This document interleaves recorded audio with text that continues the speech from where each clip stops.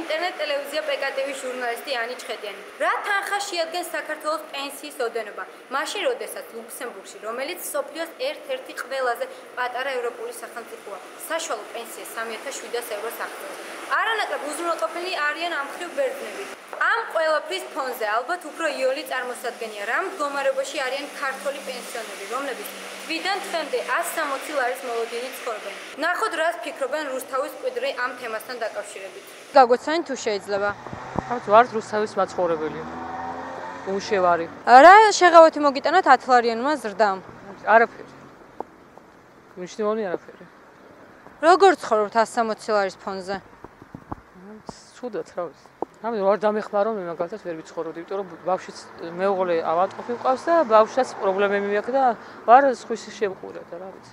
გამოდის რომ ელემენტარული პირობების შესაქმნელად არ ყოფნით 160 ლარი? არა. თქვენი აზრით უნდა გაატარდეს სახელმწიფოს მიერ საპენსიო რეფორმები? კი, აუცილებლად რომ ადამიანმა ამოისუნთქოს და რა შვება გქონდეს. გაგვეცანით? ხოჭა ნამგოლაური. რას საქმიანობთ? უმუშევარი. რა შეღავათი მოუტანა ხალხს თქვენი აზრით 10 ლარიანმა ზრდამ? არაფერი. ყველაფერი გაძვირდა. ანუ 160 ლარის ფონზე ხალხს უჭერს ცხოვრება? რა თქმა უნდა უჭერს. თქვენი აზრით უნდა გატარდეს საპენსიო რეფორმები ქვეყნის მიერ? უნდა მოიმატოს კიდე რაღაცა ესე არაფერი ეშურება ხალხს. ანუ გამოდის რომ ხალხს არ ყოფნის 160 ლარი? რა თქმა უნდა არ ყოფნის. ყველაფერმა მოიმატა, წამალმა მოიმატა, საჭმელმა მოიმატა, ყველაფერმა მოიმატა. 160 ლარი როგორ ნეყოს ადამიანს? არ ყოფნის. ანუ ქვეყნის თავარ პრობლემად მაინც რას თვლით? უმუშევრობა და უმუშევრობა. ეს ყველაფერი რა. თავარ ქვეყნის ნომერ პირველი პრობლემა უმუშევრობა ახლა. უმუშევრობა კი რა თქმა უნდა და პენსიები აქვს ხანს ძალიან დაბალი. რა ვიცი, რაღაც უნდა იღონ რომ სამუშაო დაასაქმონ ახალგაზრდა. ხალხი დაასაქმონ. ანუ თვლით რომ სპეციალური ორგანიზაციები უნდა შეიქმნას რომ ხალხის უმუშევრობის რეგისტრაცია გაატარონ? ყველას ხო რაღაც ვიცი. და თქვენი აზრით ქართულმა ოცნებამ გაამართლა თქვენი იმედები? არა. რატომ? არაფერი არ გააკეთეს რაც შეგვფრდნენ. არაფერი არ გააკეთეს. გაგიჭირდებათ ახალი არჩევნის გაკეთება? ალბათ კი. რა შეღავათი მოუტანა პენსიები? პირიქით, ისინი გაიზარდა გადასახადები და მithum მოუსაკნეს, მოუმატეს ეს მომატება. არაფერი. როგორ ცხოვრობთ 160 ლარის ფონზე? არაფერი, როგორ? ყველაფერი გადასახადებმა მოიმატა, არაფერი გაჭირვება მაგარი. ოჯახს თუ სხვა შემოსავალი არ გააჩნია პენსიის გარდა ვერ იცხოვრობს 160. აბა როგორ იცხოვრებს ფილო მაგით? არაფერი. თქვენი აზრით სახელმწიფოს მიერ რეფორმები უნდა გატარდეს? უნდა გატარდეს, მაგრამ ვინ გაატარებს მაგას? გამოდის რომ 160 ლარი არაფერში არ ყოფნით პენსიაში? აბარიში, რაჩ, არაფერში. წამლებში მარტო წამლებში არ ყოფნის და გადასახადები ხო? ელემენტარულ პირობებსაც ვერ იქნით? ვერაფერი. მით უმეტეს ზამთარი მოდის ახლა და გადასახადები მოიმატოს რა თქმა უნდა. თქვენი აზრით რამდენი უნდა იყოს პენსია რომ ადამიანმა თვიდან თვემ? მაინც ხო უნდა იყოს 200 ლარი. 10 ლარი რა არის? ანუ არანაირი შეღავათი მადლიერეთ ხალხი 10 ლარი და არაფერი აბსოლუტურად. მოგესალმებით, გაგვეცანით? მოგესალმებით. თამაზი ყიფიანი. რა შეღავათი მოუტანა 10 ლარიანმა ზრდამ ხალხს? არაფერი. არანაირი შეღავათი? ნუ ახლა შეღავათი რა ამ პერიოდში ძალიან ძნელია. პენსიონერის 160 ლარი არაფერი არაა. შეხედეთ პროდუქციაზე ყველაფერი გაზრდილია, მომატებული ფასები. так что მედიკამენტების და პროდუქტის შესაძენათას არ ყოფნით? არა. ძალიან გაზრდილი. თქვენ უბრალოდ ჩამოიერეთ დილით და შეამოწმეთ ეს ხალხი ბოთლებზე და იმას ეძებს. რომ ჩააბაროს და პური იყიდოს. 160 ლარის ფონზე ვერ ცხოვრობენ გამოდი?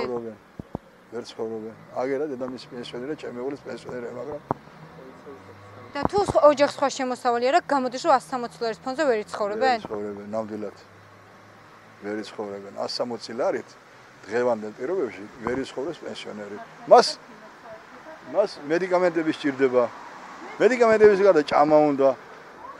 ჩაი ხო უნდა ლეს უბრალოდ ჩაი. თქვენ წარმოიდგინეთ რა ფასები.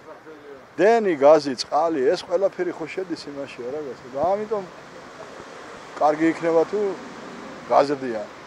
რა რაოდენობა უნდა აიღოს აბა პენსიონერმა? სულ მცირე 250 ლარი.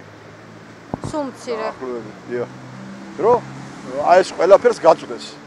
მე მხედველობაში ვარ მარტო ხელა პენსიონერი. ქვეყნის მხრიდან უნდა გატარდეს კიდე რეფორმები თქვენი აზრით საპენსიო? კი. უნდა გატარდეს. რა რეფორმები მაინც? რა რეფორმები და პენსიას მოუმატონ. აი ეგ არის რომ ადამიანმა ამოისუთქოს და ეს ხალხი საცოდავი ხალხმა ქუჩა არ იაროს და არ ეძებოს ეს ცარიელი ბოთლები. მოგესალმებით, გაგვეცანით თუ შეიძლება. მოგესალმებით. დათო უკლება. ბატონო დავით, რა შეღავათი მოუტანა პენსიონერებს 10 ლარიანმა ზრდამ? არავითარი, აბსოლუტურად. 160 ლარის ფონზე თქვენი აზრით უჭირთ ცხოვრება? ძალიან. მაგე დედამყარს პენსიონერი 160 ლარი აიღო და დარჩა ესა ბინისქირა და სახთელი, აი ეს წყალი ძალიან მცირეოდენი არის 160 ლარი. რამდენი რა რაოდენობა უნდა აიღოს საბოლოოდ? სულ მცირე მინიმუმი 250 ლარამდე.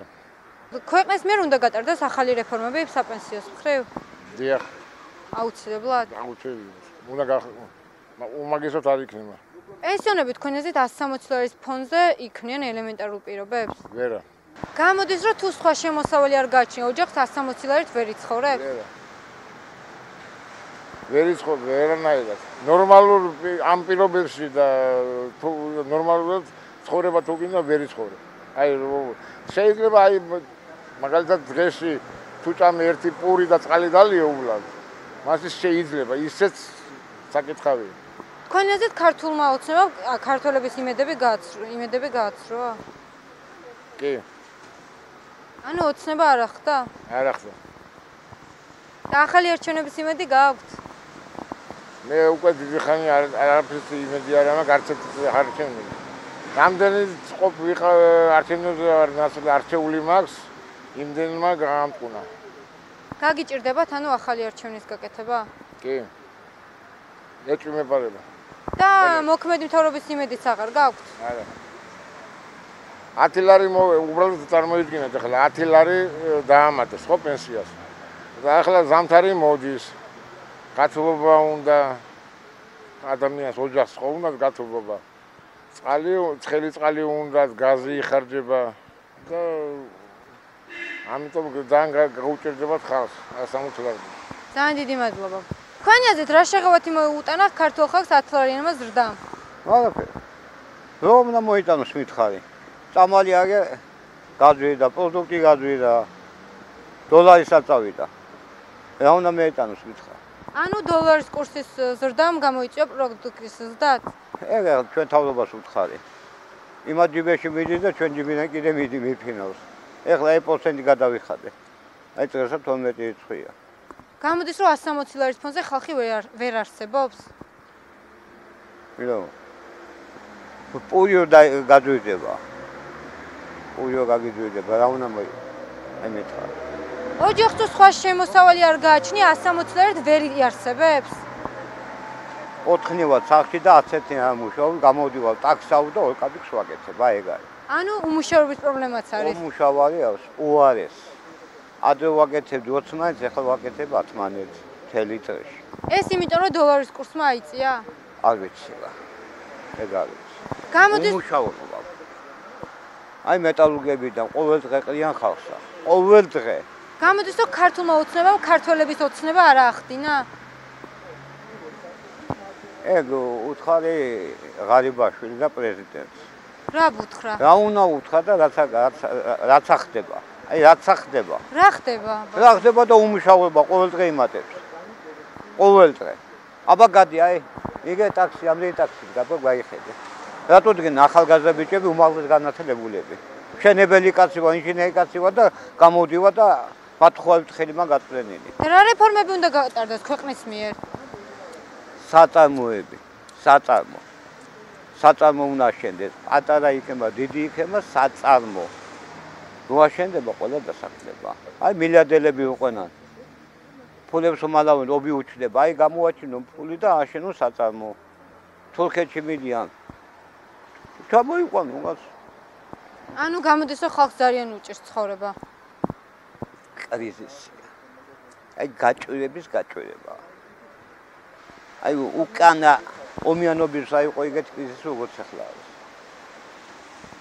65 წელს ესეთი ცხოვრება მე არ მინახია, რაც ახლა ხდება, აი ეს 5 წლის მანძილზე.